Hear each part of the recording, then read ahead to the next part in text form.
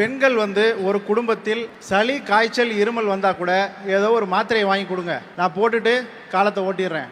Doctor வீட்டுக்கு யாருமே வரவே மாட்டாங்க. பெண்கள் டாக்டர் வீட்டுக்கு வரவே மாட்டாங்க. அதை கூட்டிட்டு வர்றதுக்கு கூட சில கணவர்மார்களுக்கு அவ்வளவு கஷ்டமாகவும் இருக்கும். இவங்க என்ன பண்ணுவாங்க அப்படின்னா, சின்ன பிரச்சனையை ஊதி பெருசாக்கி அதுக்கப்புறம் தான் வருவாங்க. இந்த ஒரு சிச்சுவேஷனை அரசாங்கம் சரியாக யோசித்து சிந்தித்து கொண்டு வந்த திட்டம் தான் மக்களை தேடி மருத்துவ திட்டம். இந்த மக்களை தேடி மருத்துவம் திட்டத்தை நம்ம மாதரை தேடி மருத்துவம் சொல்லலாம். எப்படி சொல்லலாம்னு கேட்கிறேன். இப்ப வரைக்கும் இந்த திட்டத்தால பயனடைந்தவர்கள் எண்ணிக்கை 2.5 கோடி பேர். இதில் பயனடைந்த மாதர்கள் எண்ணிக்கை மட்டுமே 1.5 கோடி. 56%, அதாவது மெஜாரிட்டி பெண்களை தேடி தான் இந்த மருத்துவம் போய் சேர்ந்திருக்கு.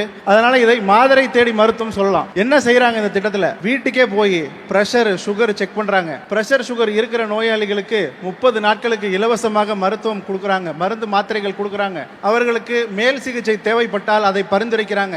இப்படி செய்து சுமார் 14 லட்சம் பெண்களை சுகர் பிரஷர் இருக்கிறத கண்டறிஞ்சிருக்காங்க. இப்படி கண்டறியவில்லை என்றால் இவர்கள் யாருமே மருத்துவமனைக்கு வந்திருக்க மாட்டாங்க. இது ஒரு சிறப்பான திட்டம். இந்த சிறப்பான திட்டத்தை அங்கீகரித்து ஐக்கிய நாடுகள் என்ன கொடுத்திருக்காங்க அப்படின்னா, United Nations inter agency task force award கொடுத்திருக்காங்க. இந்த அவார்டை வாங்கின 2 மாநிலம் தான் இந்தியாவில் இருக்கு. ஒன்னு கேரளா, இன்னொன்னு தமிழ்நாடு.